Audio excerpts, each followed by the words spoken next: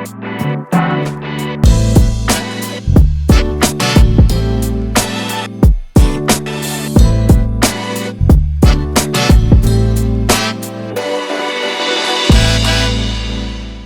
what's up, everybody? Welcome back to Brother Breathe. It's your boy, Tate Dezay. I'm the host of Mr. Big Head Reads and Brother Breathe. Listen, we're in a different setting, but same content. So we are here still on the same journey of healing, breathing, and becoming. But this episode is a little different because we are focusing on what truly feeds us. Literally, what do we eat? How do we nourish ourselves? And so this is important, especially as we are embarking upon Thanksgiving and Christmas. And we know that we like to eat, right, during these times. And so, but I want to share this quick stat with you. In 2024, African-American adults were diagnosed with diabetes 24% more frequently than adults of the total population. According to the U.S. Department of Health Services Office of Minority Health, 1 in 8 Black American men has diabetes. 1 in 8 Black American men has diabetes. So you may be asking yourself, Tate, why is this important? Why are we talking about this? Well, this is the month of November, which happens to be the American Diabetes Month. So this is a perfect time to raise awareness, but also a time to reclaim what wellness really means to us beyond the numbers and diagnoses. So for many of us, we use food as a memory, right? It's a tradition, it's a comfort, it's a coping tool, but it also can be medicine, right? It can be mindfulness. It can be also a way to care for ourselves. So today, I'm super excited that we're able to have this conversation exploring these intersections with someone who lives, breathes, and cooks this every day. A personal chef whose works reminds us that wellness starts in the kitchen. So if you haven't subscribed yet, make sure you subscribe, like, and share this episode with your friends, your family, and you want to be able to get around the table, get your pen and pad, and take a deep dive into this conversation, because we're going to discuss how we make wise choices, not only through guilt, not through the guilt or shame or restrictions, but through awareness, right? Through creativity and love, right? Because eating well isn't just about controlling what's on the plate, but it's about really reclaiming our power to care for ourselves, reclaiming our joy and intentions. So take a deep breath, grab your notebook, and let's dig in. All right. So I'm super excited to be able to share this conversation with Chef Rome. How are you feeling today, brother? I'm good today. Thanks for the intro. I really appreciate it. Absolutely. Absolutely. So I know that this is probably a new platform for you. You know, we are just getting a chance to get to know each other. But I would like for us to kind of start off with kind of what got you into cooking and wanting to be a personal chef. Okay, most definitely. So my dad was a self-taught chef, and he pretty much taught me around the age of 8 years old. And from there, I kind of had a passion for it, and I kind of always wanted to do it. And then fast forward to about in my early 20s, I would say, I moved to Miami, and I pretty much soaked up all the culture and the different cuisines there. And so you got Cuban, Caribbean, all that different stuff. And so my family being from the South, I just soaked all that up and just kind of been able to expand my palate from there. And it's been something that stuck with me all these years. That's what's up. So you grew up mostly in Miami.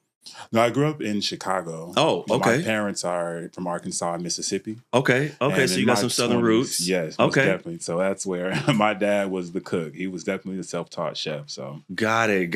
Well, yeah. you've lived in some places that is known for their food, because Chicago is probably one of my favorite cities for food.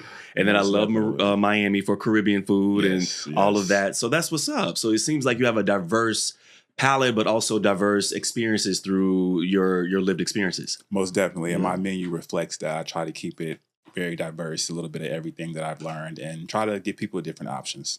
That's what's up. So let's start off with a little fun. So I like to at least start off with an icebreaker. So just to kind of, loosen up a little bit. But I'm curious to know, and God forbid this happens, but like when you're on death row, you get a Last Supper request, right? Okay. Now, I don't think that you are a serial killer, but, God forbid any of us be on death row. But, just for imagination purposes, what would be your Last Supper request? That's a tough question. Yeah. I can go first, so to kind of help you out. Yeah. Let's see what you got. Now I'm not ever going to be on. For everybody listening right now, you would never hear me on death row, and if it is, I didn't do it. So I've been framed as something.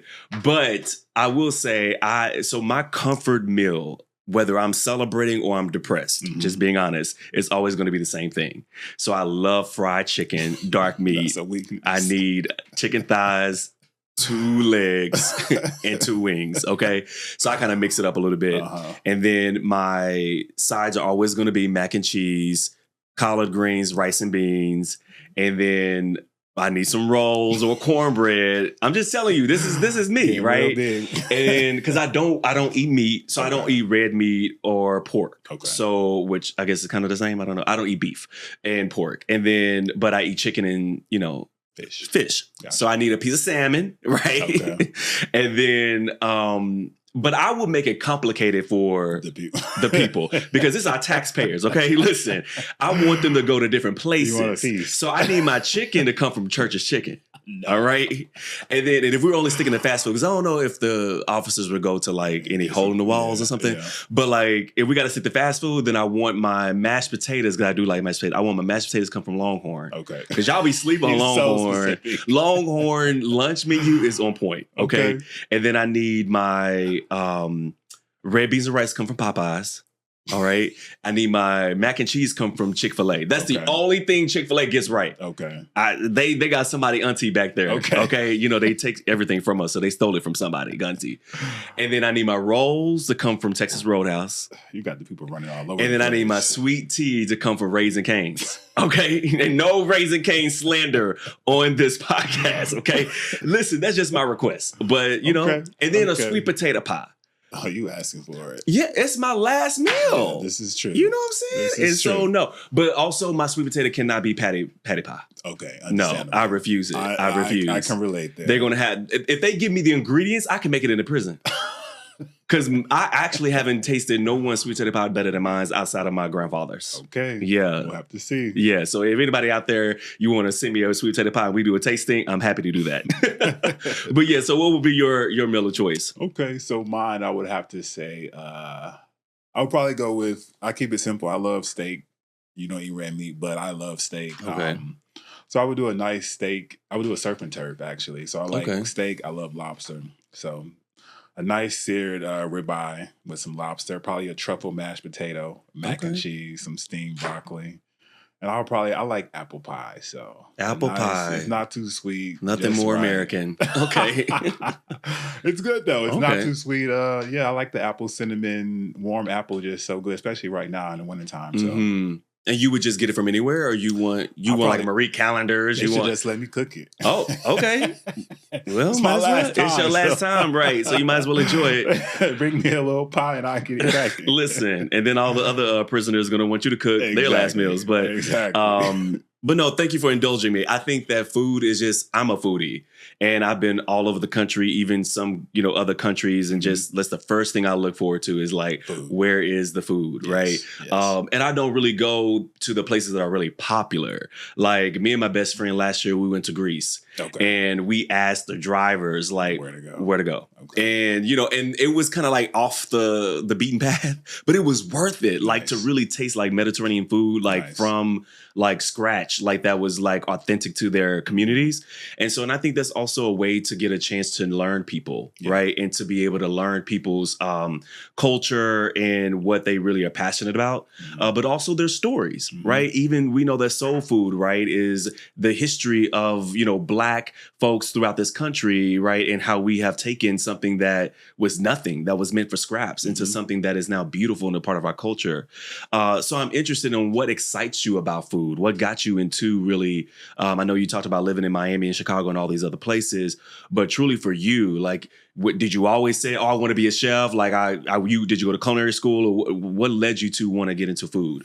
So I definitely self-taught. I never went to culinary school. And my dad, he's also self-taught as well. He pretty much, it's funny because he had I remember growing up and he had like these little blue manila folders. And he would have like handwritten recipes that he kept and just kind of would follow them for holidays and just during the week. So he definitely was a chef in the family. And he had me started cooking around 8 years old. And so I kind of took a liking to it at that point, and I started to create like menus for my younger siblings to kind of make breakfast for them. And so that's where it all started. And it was just something that was natural for me, the interest and just wanting to be around.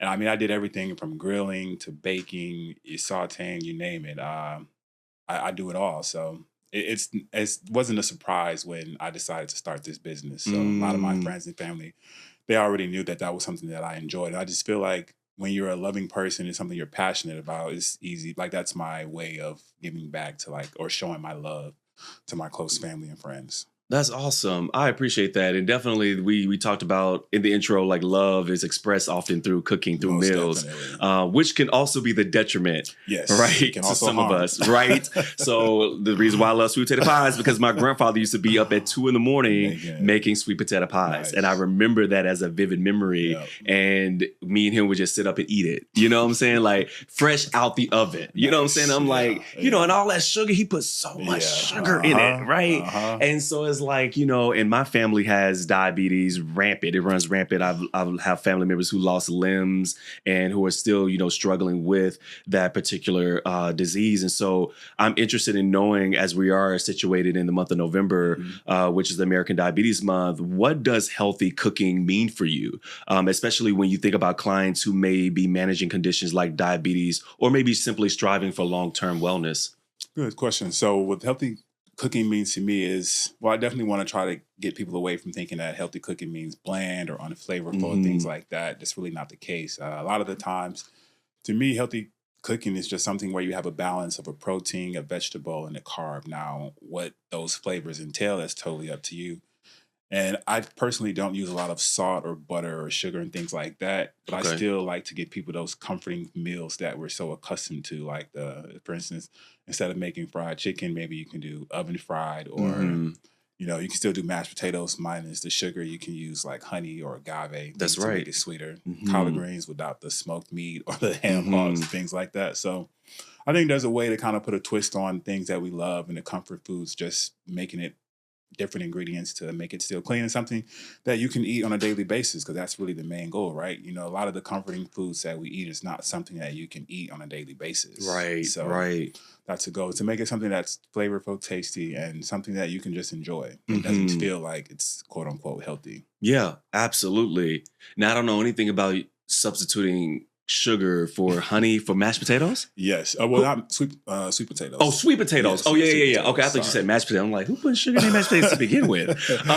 Sorry. Yeah. Sweet Well, I put potatoes. sugar in my grits, and I know. I'm from Chicago. We do the same. My See, family's from the okay. South, Oh, yeah, but Mississippi see and but Arkansas. that's So a whole that's a controversial conversation. Yes, issue yes, because my good yes. sis from Florida, Yeah, she cuss savory. me out Yeah, and they be want like, we don't savory put then. sugar, we put salt, Hmm. right? Salt and pepper. That's all you need. That's it. And she makes some really good grits. Shout out to Dana. She make really good, really, really good grits. And every time I put sugar on there, she feels like I'm slapping her Over in it. the face. Yeah, Like, yeah, how dare you? yeah.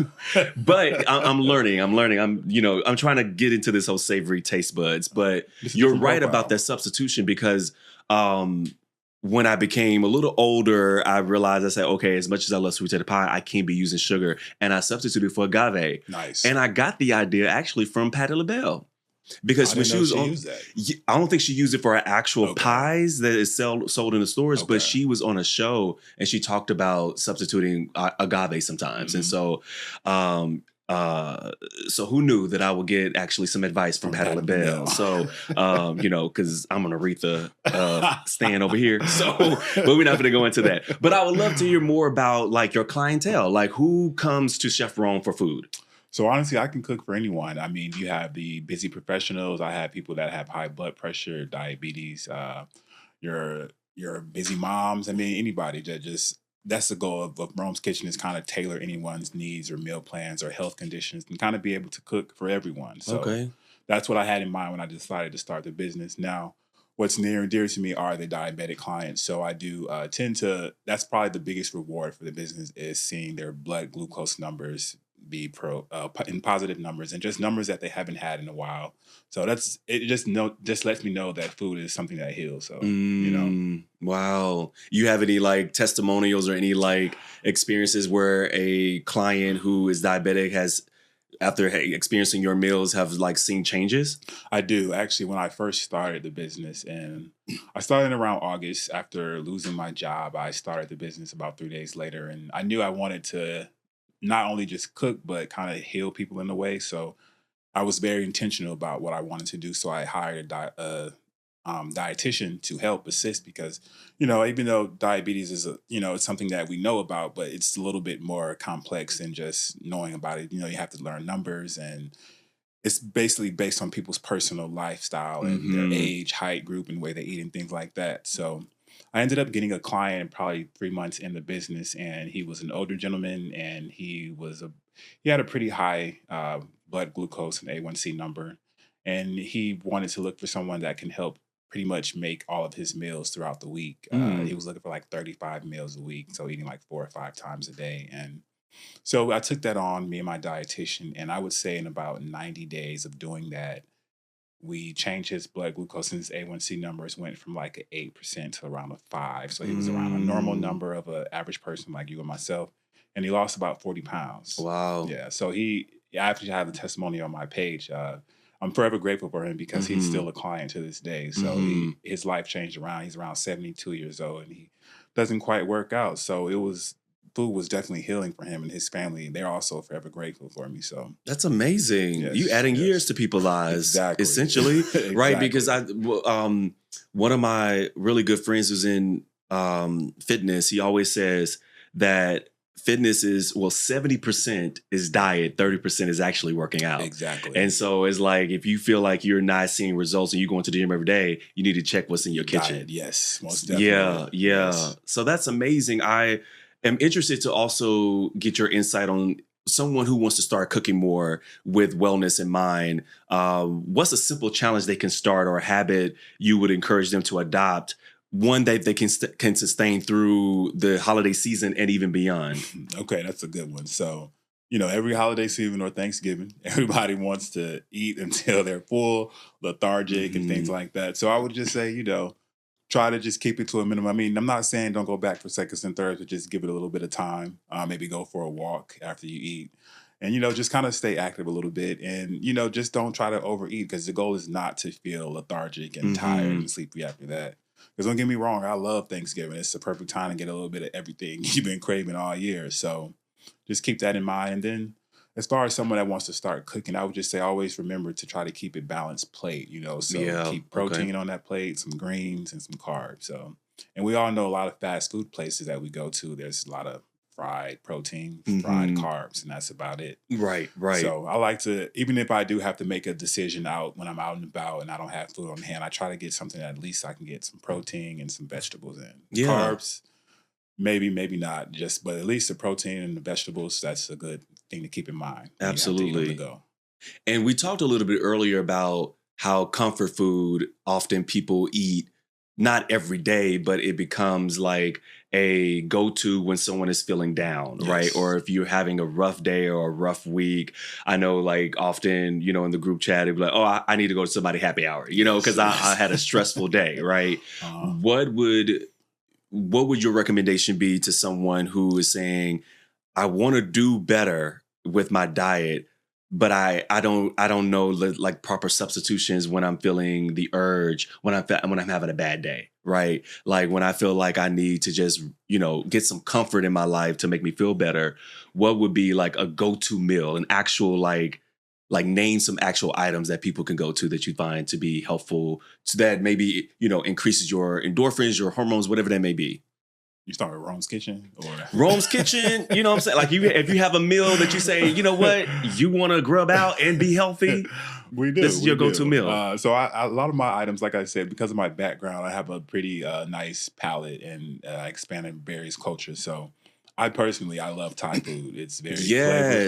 flavorful. Wow, we It, are do- so it aligned. doesn't That's have a lot of crazy. salt. Yeah, see, you like Thai too. I And do. Mediterranean is also a great one as well. They use a lot of herbs and things like Hmm. that. So not too much, not too much salt and things like that. So, but I do have an item that my customers tend to want me to keep on the menu, which is the bolognese and the southern taste. So the southern taste is kind of your take on like the fried chicken that you love to enjoy. Hmm. It's blackened salmon, it's Okay.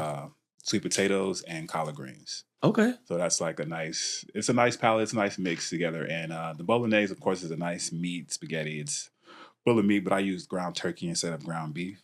Now Okay. I do use Okay. red meat, but I tend to like ground turkey, and it works best. It works really well with bolognese or spaghetti. Got You it. can't really tell the difference. Okay. Okay. So So those are, I eat turkey, so that may be nice. something I indulge. I'll do a TikTok food review when I I have get your another one as well. So people love, like right now, everybody loves peach cobbler. Yes. So I do a kick on peach cobbler. So I do, and instead of try to keep protein in mind when you're making decisions. So Mhm. I do a peach cobbler parfait. And Mm, so I do a base of like a Greek yogurt, or alternative, people that are lactose intolerant have a non-dairy Greek yogurt. I love that. It's almond yogurt. And so I do the sweet potato, I mean the peaches the same way. I do a little bit of agave, cinnamon, nutmeg, and all that good stuff, That's what's and kind up. of muddle them down and do a nice graham cracker topping. So Now, why didn't you bring a sample? Because I that got you sounds next good. time. I got you next Now I'll time. eat that. Yeah, that sounds really good. No, I appreciate that. And I'm hoping that folks really take away from that advice and tips. And as we kind of wrap up, if you could give one message to our Brother Breathe community for American Diabetes Month, something you hope that they take away about food, cooking, and wellness, what would it be? I would say not to think, when you think of diabetes, don't think that you can't, or you need to be deprived of certain dishes and meals. It's all about moderation. Mhm. So you can still enjoy those meals that you love to eat every now and then. Just try to be conscious when making decisions about things on the go. I mean, because even though diabetes is something that's definitely affecting a lot of people in the Black community and older women people as well, it's really just something. Food is what can heal that. Without medicine, yeah, that's something to suppress it, but at the end of the day, the biggest thing you could do is change your eating habits. And that doesn't mean it has to be unseasoned or Yeah. bland. You can still Mhm. enjoy those same things you love. Just probably educate yourself on how to swap out different ingredients to still enjoy those same things. So, Absolutely. Um, and how can people follow you? What is your social media yes. handles and So, things like Rome's that? Kitchen ATL is my website, the Instagram and the Facebook. That's ROMES Kitchen ATL. Okay. And if So, people want, they can order from there. yes, you can Okay. order from my website. You can order from there, and I mean, you can also DM me. I do respond pretty Okay. quickly. Facebook, Instagram. I'm also on TikTok as well. Okay. As Okay. Chef Rome. So, and I'll be starting to do a little bit of videos coming up in the next month, as far as showing people how they can do those alternative swaps for dishes as well. So, Yeah. Yeah. Yeah. I know not everyone is local, but I want to expand and kind of get a little bit of let people know about Rome's Kitchen and give them ideas they can do from home themselves, because some people like to cook as well. Absolutely. And you have, I know you recently just came from DC. You did a pop up. Will that be Yes. something you'll be doing regularly next month? I mean, next year? Yes, I Okay. definitely want to explore and kind of like check out my audience and just bring it to people, because I feel like this is something that's not really out there. Hmm. That's not a lot of companies that take care of like tailoring everyone's meal plan. A lot of other companies, I feel they just kind of do generic meals and things like that. But I can pretty much take anyone's dietary restrictions or health goals and cook for them. So Yeah. I'm Yeah. definitely looking for a few other cities. Of course, Chicago, as far as my grandparents back home, I want to get back there and kind of do a pop up there. That's what's up. DC was great to me, Florida, Texas. So Yeah. we'll see. That's what's up. Well, I'm super excited for you and your future. And it's just Thank good you. to see Black men in this space, especially making a change with the way that we view food, and being able to offer healthy options to ensure that we increase our lifespan. You know what I'm Most saying? And definitely. so Most we have definitely. all of the other odds and statistics against us. And so the things that we can control, right, which is our food and the way that we show up in the world and the way that we engage in community is something that is imperative, so that we can have a healthy life, right? But also model good behaviors for our kids and for Yes. our nieces and Yes. nephews, you know what I'm Yes. saying? And Yes. so when they be like, I want to go to McDonald's, get a Happy Meal, like, no, we need to go home and let's get a salad and eat some Exactly. fruit, you know what I'm saying? And make it fun. You know what I'm saying? Hmm. Like when you just explained to me about this peach cobbler parfait, it sounds fun, right? Yeah. Making it, Yeah. creative, you know what I'm saying? And so just creating new healthy pathways. And so I'm so grateful for the time. And you all, please be sure to follow Chef Rome. Yes. Listen, Yes. you are building it. You know what I'm saying? And so that's great. They said if you build it, they will come. And we know that Rome wasn't built in a day. Okay. I am on it I like today. that. Come on. So y'all be sure to like, share, and subscribe this episode and have a happy Thanksgiving Yes. and a Merry Christmas and a happy holidays to everyone, and make healthy choices. And remember to just breathe through it. And we're here together. All right. Peace. Peace.